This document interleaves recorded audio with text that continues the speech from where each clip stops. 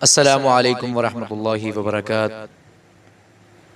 کچھ لوگ کہتے ہیں کہ ہمارے رزق میں اضافہ نہیں ہے، ہمارے ہاں گھر میں پیسے تو آتے ہیں لیکن برکت نہیں ہے۔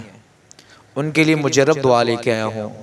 یہ جناب عیسیٰ علیہ السلام نے اللہ سے دعا کی تھی، سورۃ المائدہ آیت نمبر 114۔ یہ دسترخوان کے بارے میں ہے۔ جب حضرت عیسیٰ علیہ السلام نے اللہ سے یہ دعا مانگی تو اللہ تعالیٰ نے ان کی دسترخوان کو بھر دیا اور بہت سی نعمتیں عطا کی۔ تو سورۃ معاہدہ کا مطلب بھی یہی ہے، دسترخوان۔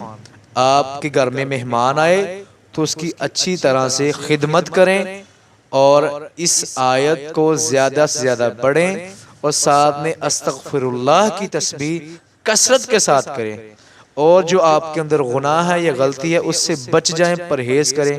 انشاءاللہ اللہ تعالیٰ وسیع